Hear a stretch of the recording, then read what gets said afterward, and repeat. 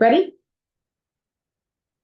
Okay, we'll call the meeting to order at 4:01. Adoption of the agenda, we could get a motion. I so move. Second, all in favor? Any opposed? Motion carries. Review of the meeting minutes of January 13th, 2026. We get a motion to approve? Second, Second. all in favor? Any opposed? Any abstentions? Motion carries. I did not prepare a president report, however, I would like to commend Lisa and Ashley on a great job done at PACE reception. Between the three of us, I think we nailed down quite a few people. And really did well on behalf of the library. And speaking to the delegates, the major players, and really making sure that we were front and center on people's minds. So great job, ladies. Thank you. Executive director report. Lisa, first is the nursing mothers childcare policy. Yes, so these were the three policies that we tabled. distributed to you at the last meeting, and just to provide some more time for you to take a look at them. So, Lexi, do you have anything further to add? Yeah, last time with the nursing mothers, we talked about the kids not being able to come in after 1 year of age, and that was based on, I talked to a pediatrician about it because I wasn't sure. Just so that because they can start eating quote unquote real food around 6 months, they're not technically required to need to come in. But if there's an issue where they need to, just if you have a lactation specialist or a pediatrician, get a note, we can work with it. So that was kind of my. I'm quite good at it. Yeah, No, I worked good 1 a.m, so I was like, can you look over this real quick? We talked about the sick, oh wait. Okay, yeah, and then the sick leave policy, we talked about family, so I talked about it to state HR, Lisa went to the webinar. I was not able to make it, due to personal reasons, and then sorry, I'm trying to read what I wrote, I prepared this time. The state HR said to go ahead and enact the policy and change it later if need be, but I don't think we're gonna need to make any major changes because we have it sticking their minimum to 240 hours. They can't donate if they don't have a minimum of that. So they'll use all of those 240 hours before family kicks in. I think that's all we discussed on those. Hey, do we have any discussion on nursing mother childcare policy? Do we have a motion to approve? I so move. Second, One second. all in favor? Any opposed? Any abstentions? Motion carries. The voluntary sick leave donation policy. Is there any discussion? We have a motion to approve? Second, all in favor? Any opposed? Any abstentions? Motion carries. Workplace violence policy. Can you go over this again, just because I don't remember Yeah, if we had discussed anything? I don't think so. We didn't discuss anything last meeting, just gave more time to look over it. But it was just going over prohibited behavior, if there's any domestic violence or something that's going on, they're protected, they can let us know. And then also if you think there's future violence or reporting action, you can report to us and we'll do what we can to make sure that you're safe at work. And we just didn't have it in a policy, so I wanted to make this an outline in a policy. Any discussion? We have a motion to approve the workplace violence policy. Second, I'll second. all in favor? Any opposed? Any abstentions? Motion carries. Okay, decision to renew flood insurance for 66 Main Street. There is a document in your packets that outlines things in detail.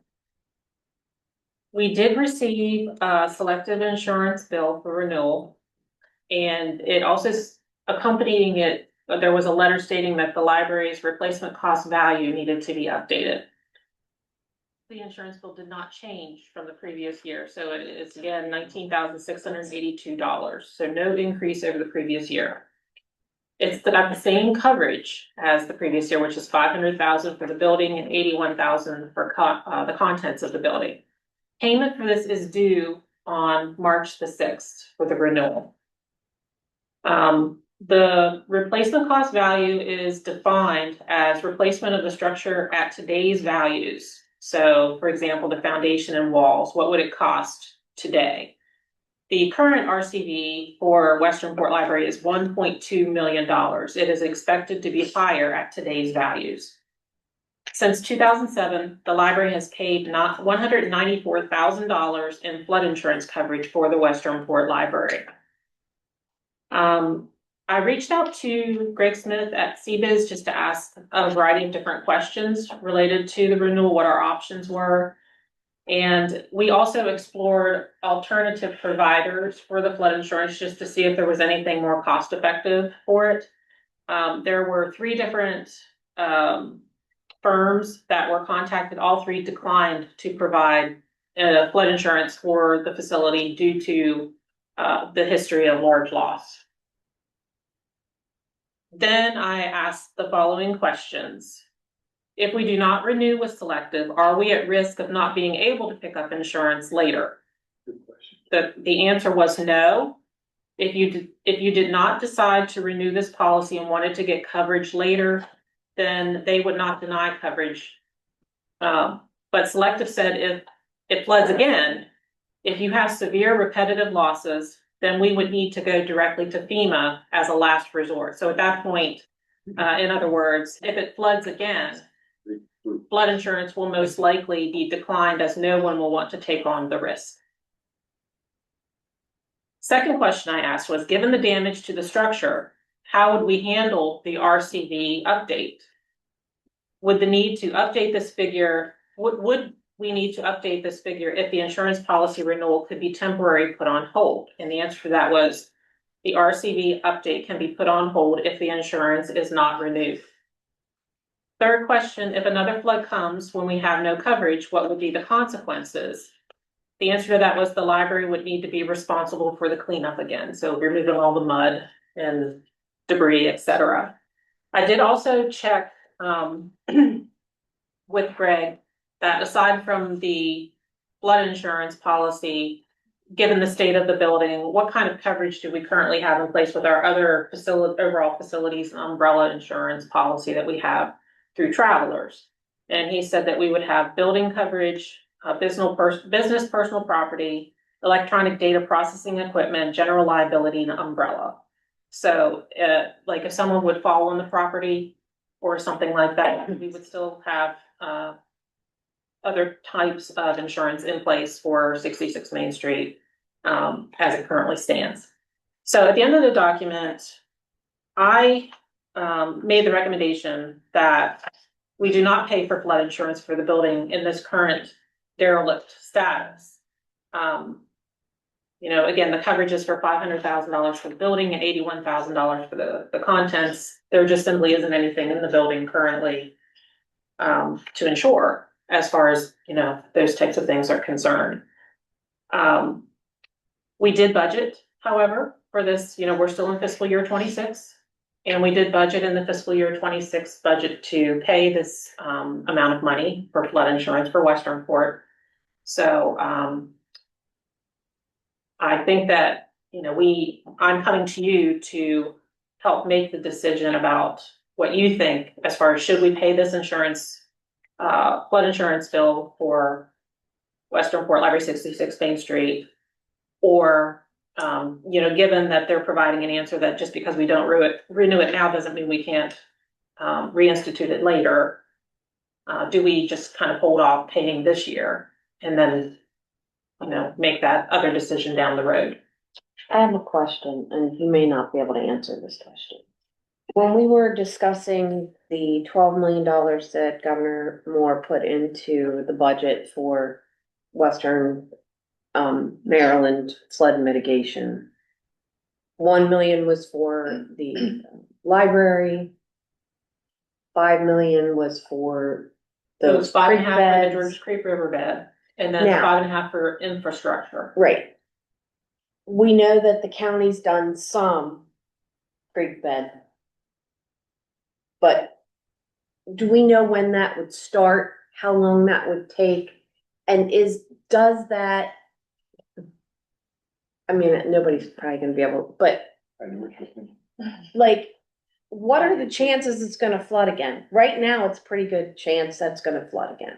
Yes. Because I don't know that there's been enough done with the trees and it hasn't been dug deeper or whatever. And I'm not And technically. the conversation that I had with someone was that, yes, the waters rose from the body of water that's in the Potomac. But there was just as much water coming off of the mountain Mhm. down the cliff that flooded from the top as well. So I think that it sounded like, it's not just about treating the Georges Creek riverbed. That's not potentially gonna solve all of our problems if the water is also coming from above. So I think, there is a lot that we don't understand or know about all of that, and we don't know about timelines. But I think that it's a valid question about, whether or not it's, possible that we're going to ever see a situation where anybody can guarantee us that that site will not flood again. I have one more question, because I didn't get clarification on this. But I know that the county has put X number of dollars into, cleaning out the creek beds and et cetera. Is the money that's coming in, is any of that going to reimburse them for that cost and then the rest of it, or is it all for new? In a conversation that I had with the commissioner at Pace, kind of right when we were leaving, you were there too, right? We asked that question if that was gonna help out the county with the budget to reimburse themselves for the work that they had already done. And he said that, that was not the case, that this was going to pay for things yet to be done. Yeah, it's Okay. mitigation, it's not reimbursement. I just wanted to make sure we understood that. So even with the $5.5 million, we're not, there's no guarantee. And with as much flooding as came through and damage that was done to that building from the amount of water that came through, And the thing is, the last time that this happened was in 1996. There was no flood insurance till 2007. I found that very interesting. That's the only records I was able to find in the That- office, so. That, there was nothing, of course, it was relatively speaking, not as much, but still, that was a major flood down Main Street too. I just found that very. Right, interesting. and so I only found records back to 2007 in the office. It's possible that it was insured with flood insurance prior to that, but I just can't find the records to say that one way or the other.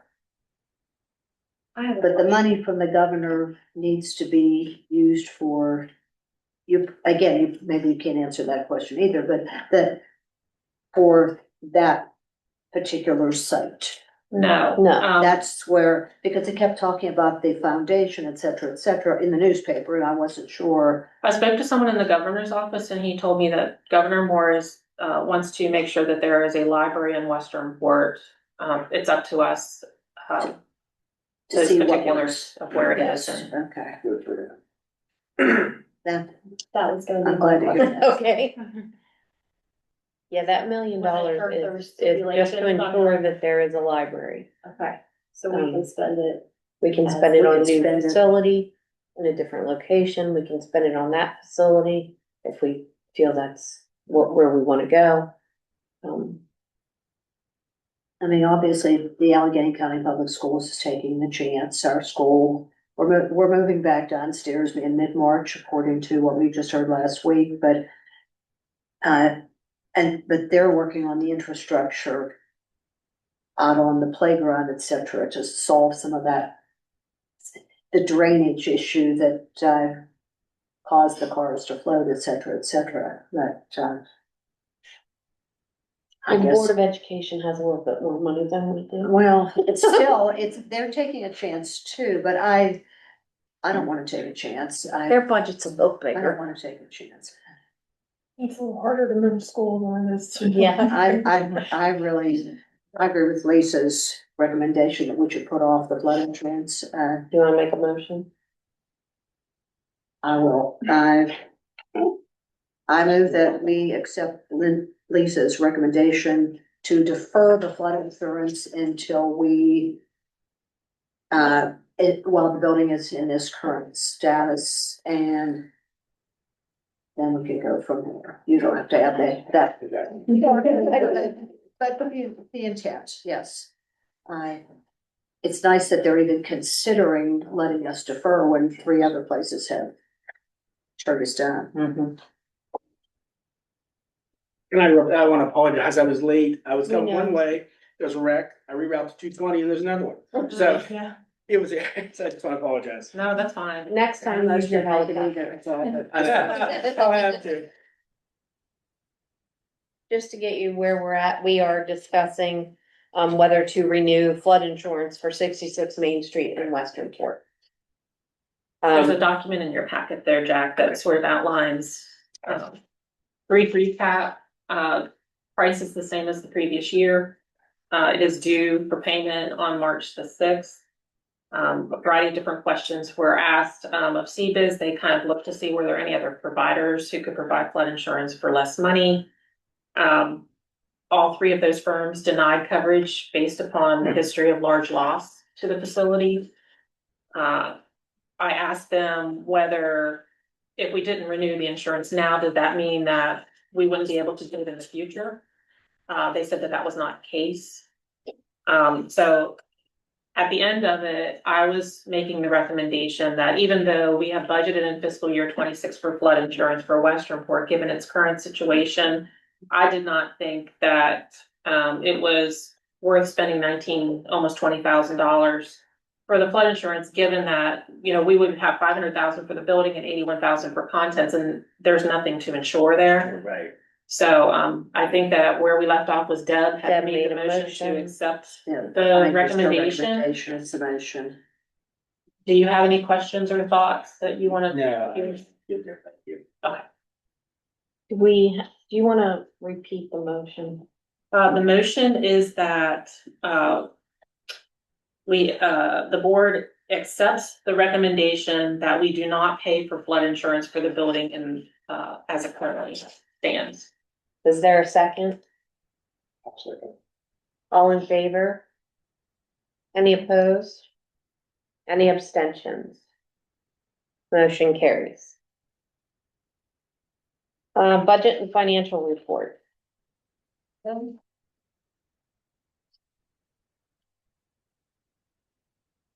Alright, so in January.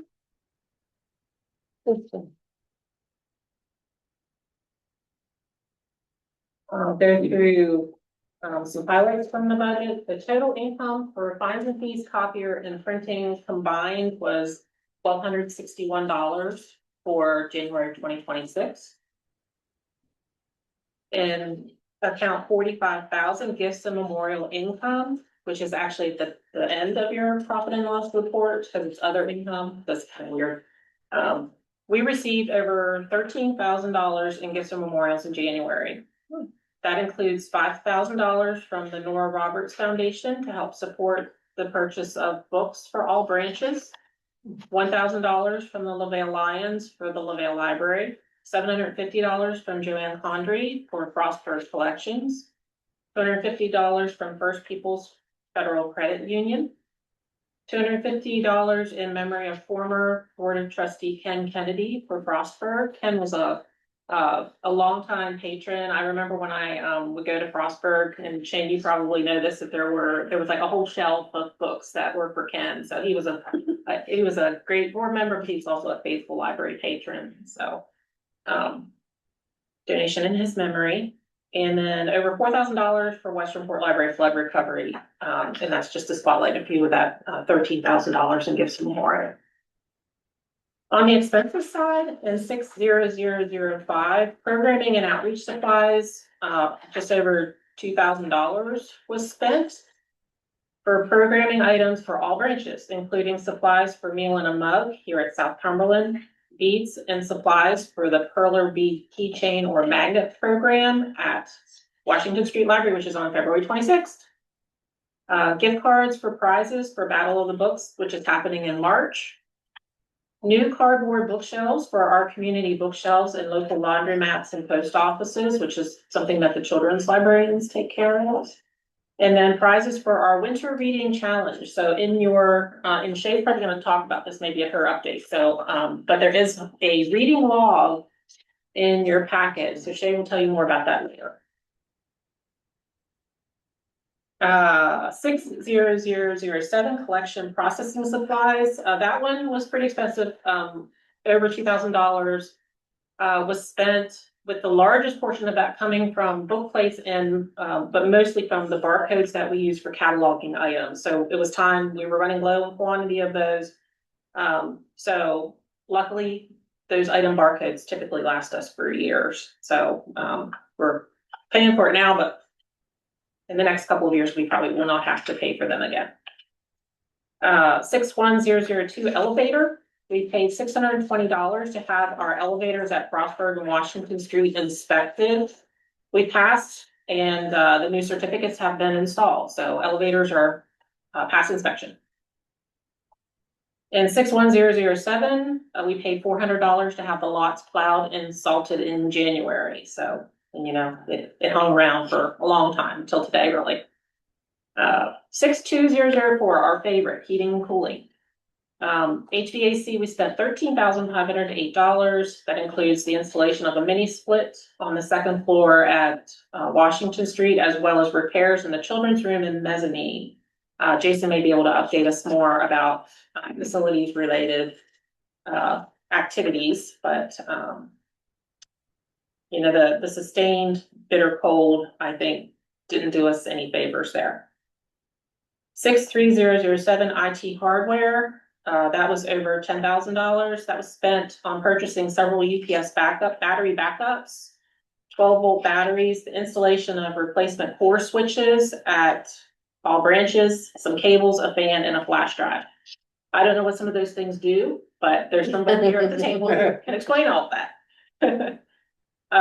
63008 software, 3868 was for our monthly QuickBooks subscription, but I would say the bulk of that was the 2-year subscription renewal for Print, which is our mobile printing service vendor.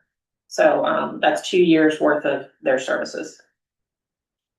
64001 and 64004, electric and gas. It was higher over the previous year, and again, I think we can attribute that to the bitterly cold sub-zero temperatures and the fact that they were on an awful lot during this period of time. 68,000 collections. We paid over $12,000 in bills related to the huge shipments of materials that we received from our new vendor in December and into January. So the shelves are very happy around the library system. 68501, Gifts and Memorials collection. Another $14,825 was paid for collections purchased with gift money from the Rural Collection Development Grant, Save the Western Port Library, the Rouston Estate, the Romine Gift, and the Logston account. 68502, Gifts and Memorials programming. Just under $3,000 includes funds to pay for the March visit by author Lita Judge at the Frostburg Library on March the 10th.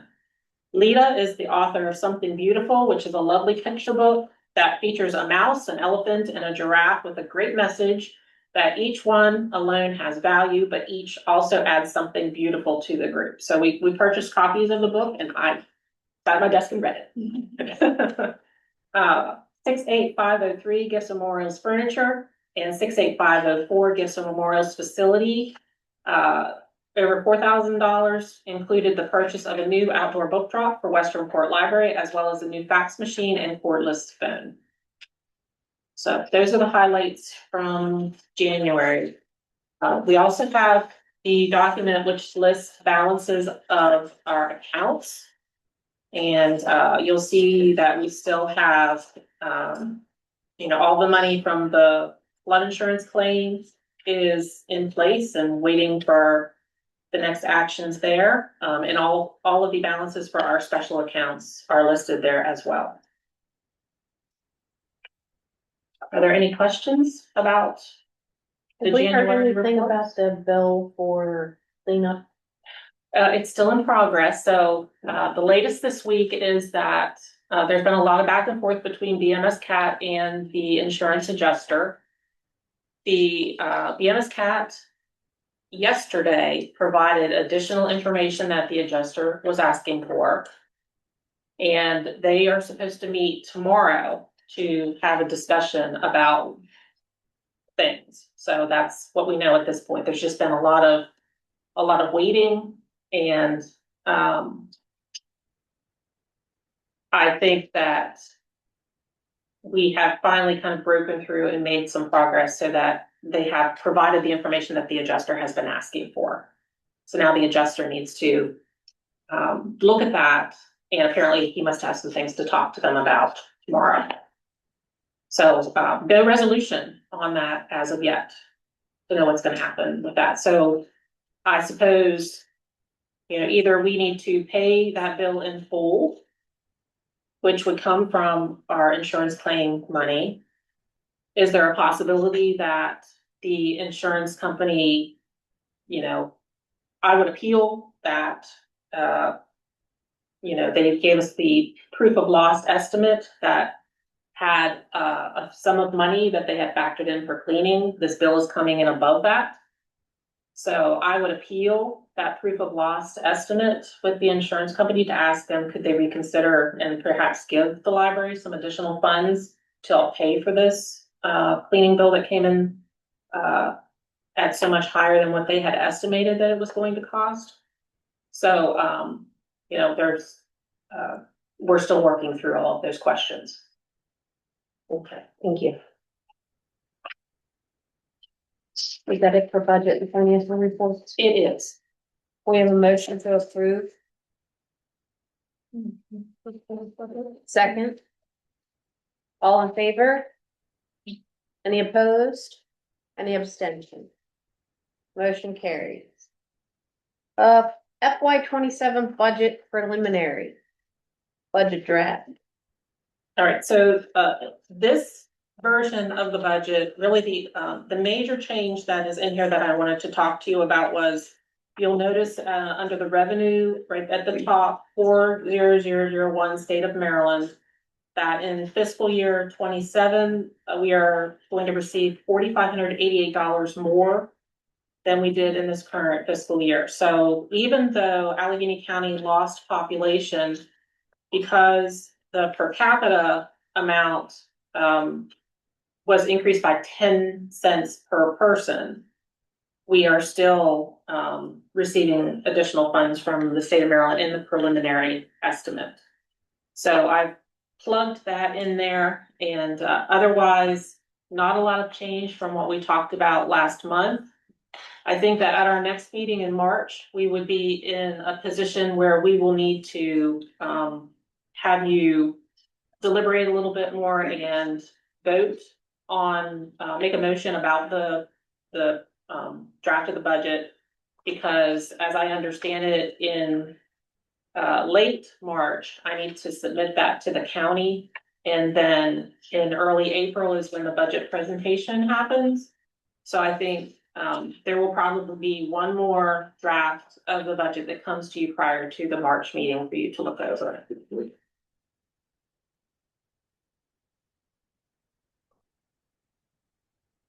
And then one more thing, I just wanted to talk about, pull a couple things from my report. I'll just find the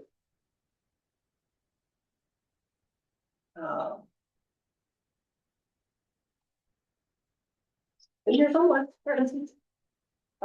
So a couple of staff spotlights. I always like to do staff spotlights. So I have two. The one is rather sad. On February 13th, we have, to say goodbye to Caitlin Moulter, who has been our service leader at the Frostburg Library.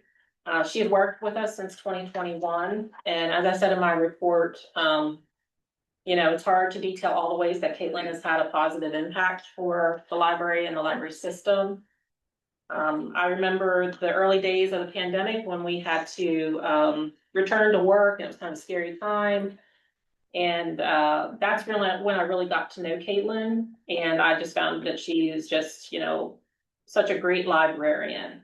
And we're so sad that she's moving to Ohio with her family.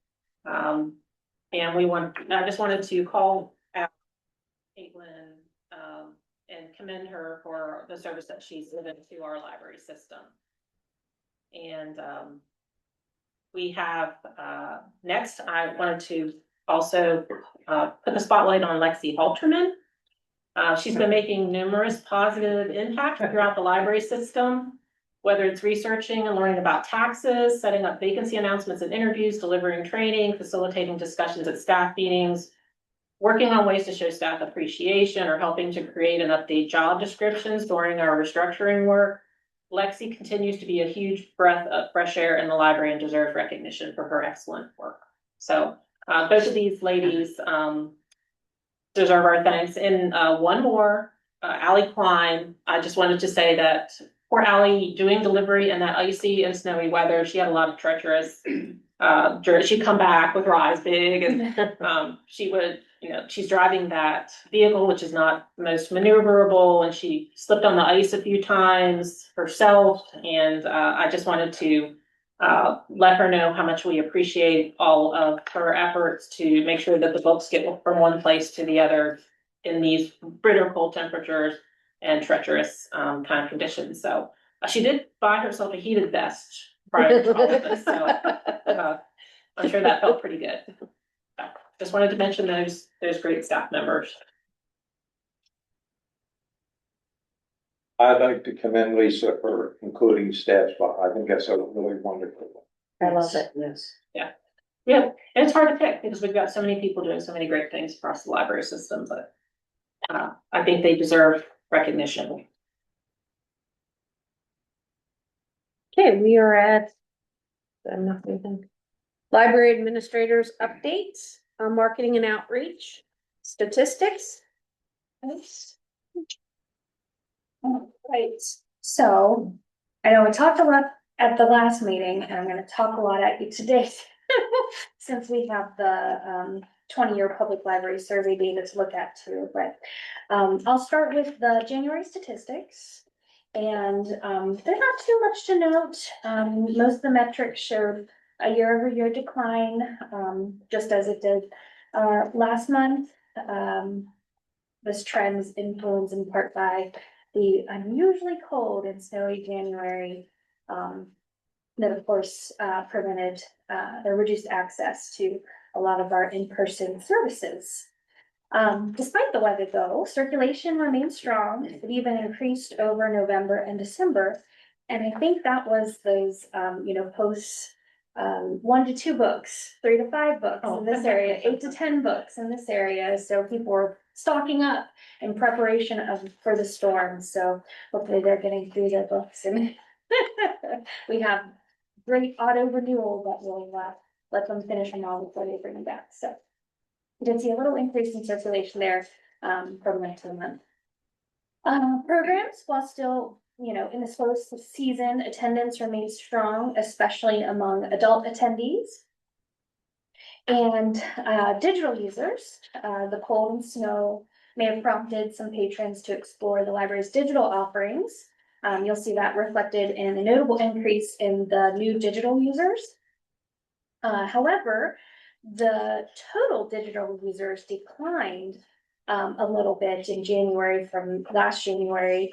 I think it coincides with our regional library who pays for our digital collections, had to make the decision to reduce the budget cap on Hoopla, which is one of our popular digital collection services, which has led to some frustration in user experience.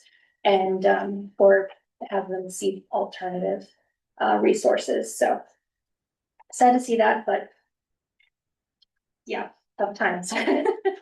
As the digital collections increase in popularity, which is a good thing, it also increases the amount we pay for it, or they pay for it, I should say.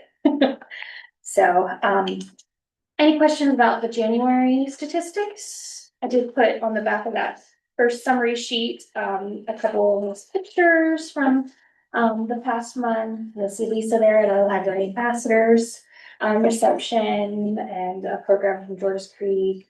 And then some nice quotes from, patrons, and the second one there, as Lisa mentioned, Caitlin, the Frostburg service leader, is leaving us, so she wanted to send a farewell message to the Frostburg patrons, so we set that up, that we send it out email and social media, and she got a lot of we'll miss you, and really nice messages, so I'm glad we were able to do that for her and let her see how much she was loved by the community too.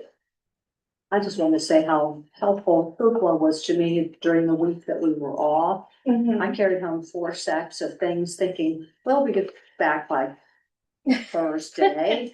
So I had some read alouds, so I went to Hoopla at like 6 a.m. because I knew I needed to get them and was able to download the read alouds I needed and go on because of Hoopla. Usually I just use it for personal books, but that was so helpful. Yeah, my personal use of our digital collections, Hoopla, is the one that I use the most too, so, yeah. But we do have some alternatives. I mentioned, Libby, and then, there's a newer resource, it's called Blackstone Unlimited. It's, only audiobooks, and it doesn't have some of the more like popular brand new best-selling titles and some backlist things, but usually you can find, something that you're interested in using, and it's no holds, always available. There's no budget cap or anything like that. It's a flat fee that the regional library pays, so alternatives. Okay, no questions about January statistics? Oh. We continue on with our 20-year outlook, or? I think we need a motion Oh, okay. for reading the statistics. Motion to approve the statistics for January. Second, all in favor? Any opposed? Any abstentions? Motion carries. 20 years. Now, the past 20 years. So that is the big packet in our folders there. I think it's the last thing. So, let's dive in. Over the past few months, I've been compiling and reviewing more than 20 years of public library survey data to better understand how our library has changed over time. And just a little background, the public library survey is a report that I submit to the state library every year. And it goes over most aspects of our library system. The budget, the expenditures, income, circulation, staff, programs, public computers, service hours. So it's a pretty comprehensive look at your library system. And they do change it from year to year, but so some data elements didn't go as far back as 20 years, but we got to a decent look at a lot of the top areas for review.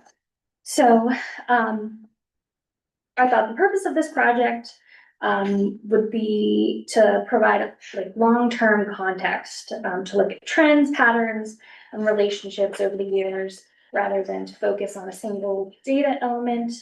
The visuals in your packet are meant to support that big picture view. And I'm not going to go into every single report, there's a lot here, but I'll share a few insights that stood out to me as I was reviewing the data, and I'm happy to answer any questions you might have as best I can. Half the data was before my time here, probably when I was about 10 years old, it started. Oh, you have to rub Way to that rub in. that in. I know, right? He probably wasn't even born. Yeah, yeah. Probably help. Yes, exactly. I was on the other side. First looking at circulation, print circulation, I looked at it over the last 18 years, kind of at its peak there from about 2000, fiscal year 2007, to about fiscal year 2014. So from that time to now, it's, decreased about 48%. And that reflects some long-term shifts in how materials are used and accessed, and it aligns with broader national trends in public libraries. So you can see how that's evolved over time. Next there, featuring some of the registered borrowers visual. This highlights some important moments in our library system. You can see the introduction of the Star Card in 2017. From 2016 to 2017, that's where it jumped from 52,000 and some change registered borrowers to 64,000. And then change in the reporting methodology in 2019, where they standardize where you want to look at anybody that has been active in your library in the past 3 years. So those are what they considered registered borrowers then. And then a significant disruption during COVID period. But what's most notable happens after that, or the last 3 years, there's been genuine growth in borrowers of about 230%, showing strong rebound and renewed engagement in the library. When we look at library visits, you'll notice a trend. This is the one that has two charts on it there, library visits and public service hours. It goes without saying that the visits trend closely mirrors the public service hours. As our hours increase or decrease, the visits tend to follow, reinforcing the idea that simply being open plays a major role in in-person library use. And the next few are like staff related and some of the programs. I will come back to the staff relating ones here in a few minutes, but looking at the programs, the attendance, and the meeting room use. I was kind of blown away with how much it has increased. In the past 24 years, the number of programs offered increased by 57%. And that's going to be even more impressive whenever I get back to the staff part. During that same period, the attendance has grown by 361%, demonstrating not just more offerings, but substantially higher public engagement. In addition, the meeting room use has increased 369%, and that's just in the last 6 years. Especially at the Vale, I think that one's the most in demand, and that has really driven that increase there. Taken together, all these trends can show sustained accelerating demand for the library services across the system. Moving on to collection expenditures.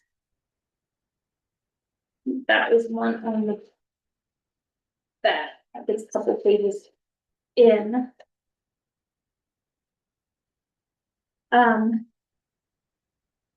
Collection expenditures spending is roughly where it was in 2001.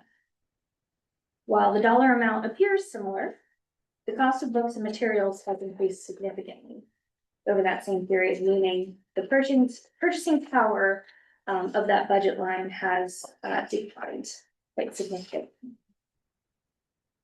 On the next page there, it looks at income from fines, fees, copying, and printing. It has decreased over 46%, reflecting changes in service models and our reduced dependability on that transactional income.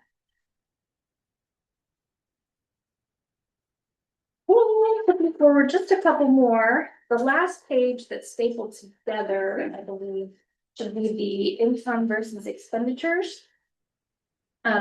Providing an overall financial snapshot and long-term view of how costs and revenues have tracked together over time. The larger fluctuations align with the capital building projects. We get money one year and spend it in another, so that's where you see some of those kind of way off track there. But during COVID years, there were a few periods where the balance sheet appeared more positive. But since 2022, income and expenses have tracked very closely, leaving little margin. And the past 2 years in which expenditures have exceeded income are particularly concerning and important to note in the broader context of long-term sustainability. And finally, back to that staffing element I mentioned. So with all that growth of, we're offering more programs, more people are coming to our programs, more people are coming into the meeting rooms. That has all happened as the total number of paid employees has declined by 35%. As that output and demand of library services has grown dramatically. In other words, we're delivering more public services with fewer overall staff. At the same time, our wage trends have eroded the system's competitiveness in the labor market. And this is where I was like, big eyes. Over the last 20 years, the Maryland minimum wage has increased by 191%, while this ACLS spending on salaries and wages has only increased by 100%. The gap became especially visible, and this is where that kind of separate purple, orange, gray, and brown one comes in, where the purple and brown kind of switch places there in 2020. That is when full-time minimum wage earners surpassed ACLS starting salaries for full-time employees for the first time, because our full-time employees only work 35 hours. So it was, the minimum wage was so close to our starting wages because we worked less. Our minimum wage full-time earners made more than our starting salaried staff. So taking all this together, these plans illustrate a system that's operating at a higher demand with fewer staff, increased workload pressure, and diminished wage competitiveness, creating another sustainability challenge that affects both workforce retention and the library's ability to meet future community needs. But overall, this project is meant to give a broad, shared historical framework to better understand where we've been, patterns, and how our current discussions fit into a much larger time. And then I get the floor. Any questions that I might, There was one thing I was interested in is the,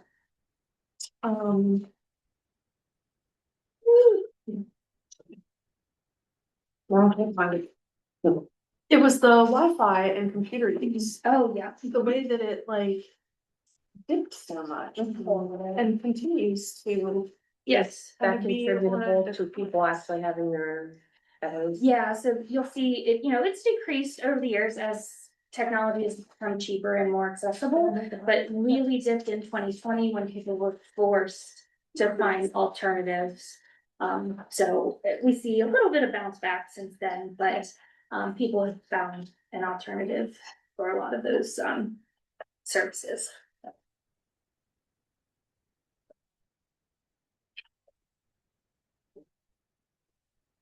And the 2018 is where we started collecting that Wi-Fi data. Jason helped us set up that we could collect that. Before that, I believe we had Wi-Fi, but I think that's when we implemented the user agreement, so we just keep a count of users. So It's also interesting to see how it matches up with national trends and like, if you're as old as I am, you remember things that happened. Yeah. Back in 2004. You weren't- You're not even as old as I am. Actually. Like, I remember when they're watching computers.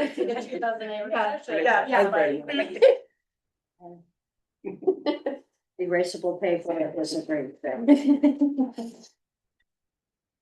Well, if you think of anything, if you're looking through this, later on and, just reach out.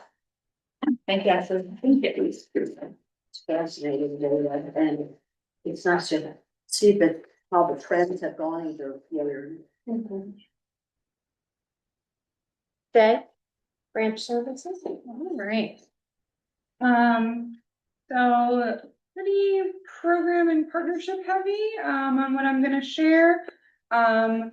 I coordinated with a new presenter on a yoga rhythmics program series that's going to be offered at 3 branches, including LaVale, South Cumberland, and Frostburg.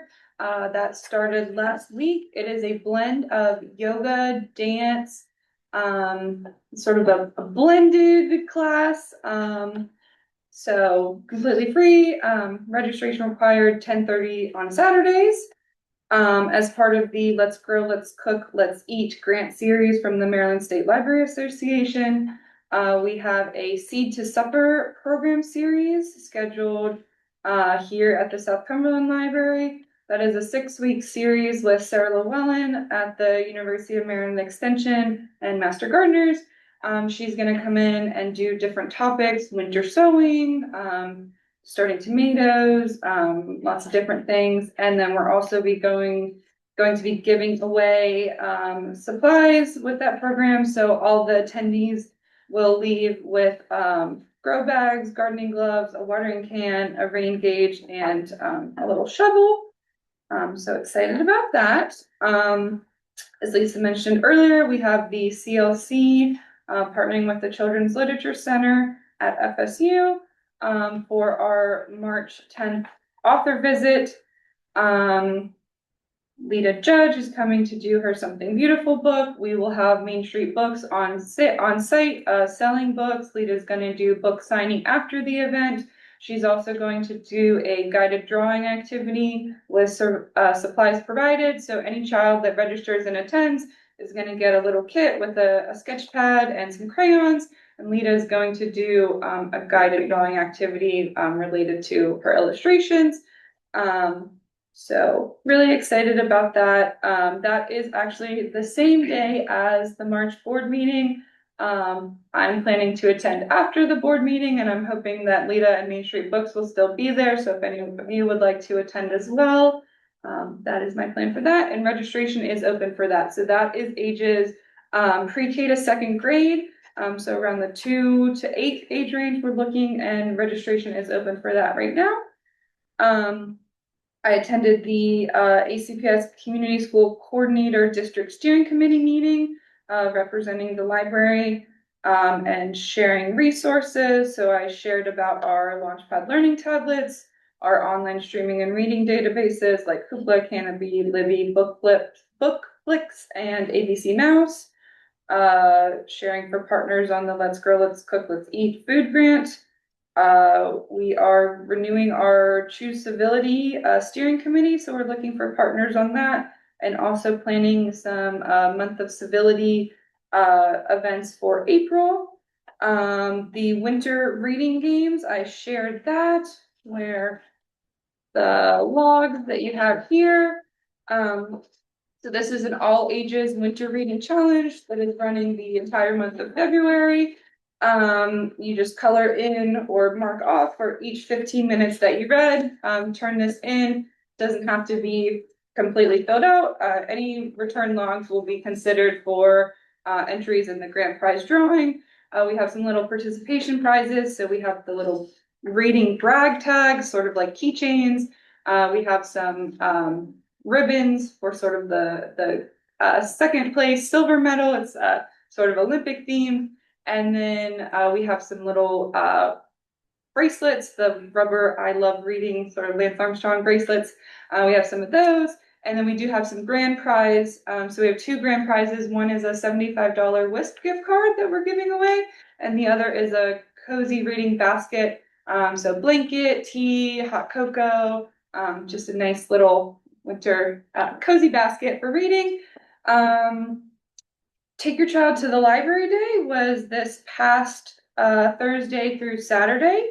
So that was a system-wide initiative that we participated in for the first time this year. We had some scavenger hunts, a couple little guessing games that you might have seen at the branches. So some activities for that. And then on Saturday, we had a special Saturday story time. So we had that here at South Cumberland, and me and my family actually did get to attend. So there was about, I would say 25 to 30 people here on Saturday, with Miss Stacy and Miss Misty for a special Valentine's story time. And then we actually also headed back up to Frostburg and attended the stuffed animal village at the Frostburg Library, which was a really cute program planned by Caitlin, where they had a donation of stuffed animals. So they were adopting stuffed animals out, or you could bring your own, and they had different stations for the kids to do with the stuffies. So reading station, doctor vet station, a post office. They had little beads to make collars or necklaces. So that was really fun. And again, got to take my kid and saw lots of Storytime families, and heard someone here at the Storytime say, "Oh, I hadn't gotten to check out the Storytime, but I got to come to this one," and they were with their partner. And she said, "Now I'm going to come back during the week because I got to come on the weekend with my partner." So very busy Saturday this past weekend, despite all the cold and snow. So that was really nice. I think the event at Frostburg had about 90 people. And then we have the summer reading sponsorship letter ready to go, the kids and teen monthly event handouts. We have a round of vaccine clinics with Martin's Pharmacy coming in March at all branches, including 121. They're going to come up and do something up there in that space. They came up for one of the pop-up libraries, so they're able to make it work in a small space, which we appreciate. And yeah, so as a result of that meeting, I also had a couple follow-up partnerships that I was excited about. So I met with someone from PharmaCare who also represents the Allegheny Garrett Elder Services Group. I'm going to attend their committee meeting next week and share some resources.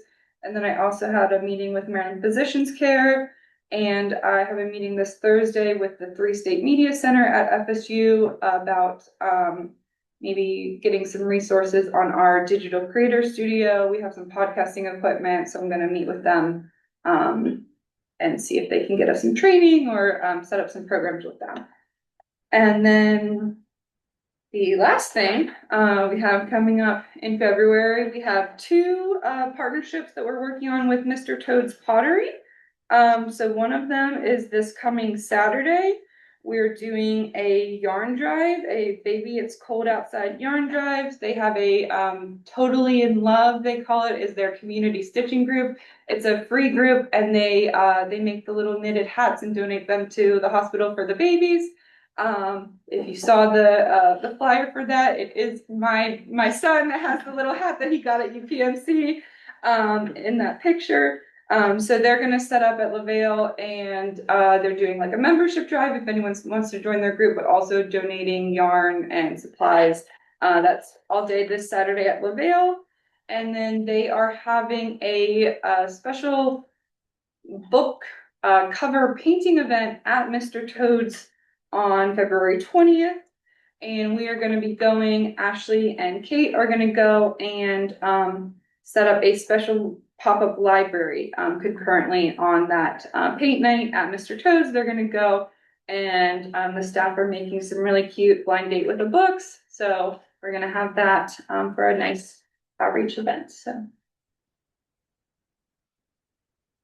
I just want to say that Lita Judge has been with us before. I can't tell you how many years ago. But she'll be wonderful. Mhm. She'll really be good. yeah, we're excited. And I just want to say that the ABC Mouse, thank you to the library. My grandson loves it, and we play games, and that darn aquarium is gonna drive me nuts. Cause we have to keep putting fish in it and cleaning it. And so we play a lot of games, and it is amazing, but man, oh man, I didn't realize how many times you could play these games over and over again. Lexi? All right, so first things first, I won't be present at the March meeting. I'll be gone, going on vacation. Oh, wow. Yeah, I like someplace nice and warm. And then for admin restructuring, we're starting with the administration team. We're pretty much through it. I'm aiming to be ready to interview for new positions and hire by the end of the month. Projecting the job descriptions to be done by the end of the week. I got a lot done yesterday. Next steps, I want to do training plans, do the interview questions and the job vacancy announcements. And then after that, started talking about my next project, which is standardization of training. And I want to identify exactly what needs to be done for all positions during the first initial days, and then exactly what needs to be learned by 30, 60, 90, and then creating work instructions for all of the standard processes and tasks that are done at all job levels, because specifically in administration, we all do so many different things. And when I was learning about their jobs, I was like, I have no idea how you do that. So for somebody new to come in, God forbid somebody leaves us or retires, we need to be able to help them do their jobs. So that's gonna be my next long project. Fun committee, we have 2 plans for this month. We're doing something for Valentine's Day and Mardi Gras, and then we're working on like a year-long budget. So we talked about doing a bigger summer event, kind of like our staff summer kickoff, how we do it for everybody else for summer reading. We want to do it for the staff, as well as the holiday party, and it should be finished with the initial budget by the 16th. I'll be attending an in-person state library HR meeting in March to meet everybody else. I'm sitting on the Tri-County Summit Committee now, and then CPR training is scheduled for the staff meeting in 2 weeks. Yeah. Okay. Jason? IT and facilities? We have continued HVAC issues, South Cumberland. We lost a defrost board on the condenser unit that controls the children's area here. So that room has been 61 degrees for a while. They ordered the part. That took a while to get in, but that part has been fixed. So that room should be good now. We also have there's a large condensing unit outside that serves the main public area. That has a broken coil. The quote to replace the coil is $10K. Lisa and I discussed this, and I think we decided due to the age, approximately 8 years old, it's probably not worth spending that much on a unit that old. So I'm currently in the process of getting a quote to replace the condenser unit and the air handler, which both happen to be replaced simultaneously. So that's going to be a pretty big expense, especially since that's the large unit that does the majority of the building. So yeah, I'm waiting for a quote for that. We've had continued HVAC issues at Frostburg. That one wasn't anything major. They had to replace a controller and a few other parts on the units on the roof there. So that one is okay for the time being. I'm still getting phone and internet upgrades in progress for Westernport. There's been many delays with that. Segra, which is a phone company that we deal with at several branches, which I'm trying to get away from. There have been many delays because they're giving us trouble porting the number. We want to keep our existing number for Westernport, so we don't have to change all the marketing material and all that stuff. So I'm hoping to make some progress on that. I've sent multiple emails, and then I had to go above the person I was dealing with to try to get that moving along. A couple emails back and forth today. So that's just taken way longer than I would like. Other things, just QuickBook upgrades, payroll module upgrades, some major updates and patches to various servers. I'm still in the process of replacing the Extreme switches at the remaining branches. I think there's about 6 of those left because we've got about 6 just at Washington Street. Most of the branches have 1 or 2. So once Washington Street's finished, the rest should go a little bit better.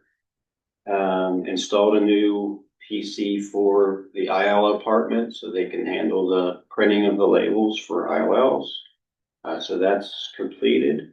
Currently working on getting the Georges Creek lights replaced, the lights above the ceiling over the circ desk and also behind the circ desk aren't working. That includes 2 emergency lights, which we discovered don't work. Those are required by law. If the power goes out, the public need to be able to find their way out of the building easily. So we found that the emergency lights aren't working. Those parts have all been ordered and those should be installed fairly soon. The emergency lighting is kind of the big deal there. We've got a couple of the lights out, but the emergency lighting doesn't come on at all if the power goes out. So we have to get that fixed straight away. The rest is just normal stuff, PC repair and server updates, that sort of thing. Workstation updates I've been working on. Working on equipment quotes still for Washington Street. We've got a lot of the equipment there is about 28 years old, and that's one reason it's giving us so much trouble. So we're in the process. We've got a sort of a rough quote of what it's going to be, and I got that to Lisa, and they're working on getting a more detailed breakdown of every piece of equipment so we can hopefully replace that as we have the funds to do so. And I think that's most of it. Okay. Do we have any public comment? Don't believe, let me double check.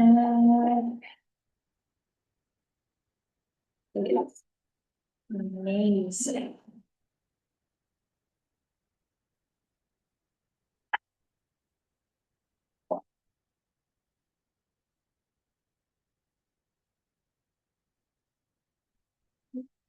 Okay.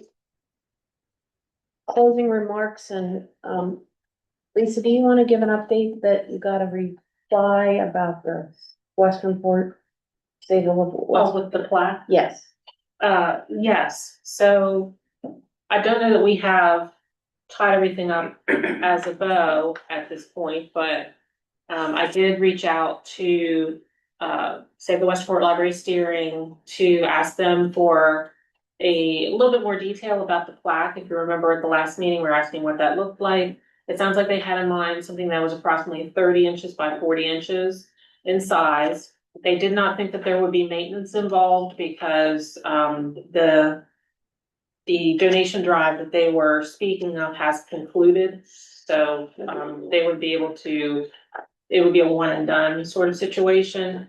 I included a message that the stipulation from the board was that only funds that have been given from, say, the Western Port Library to the library itself can be included on the plaque.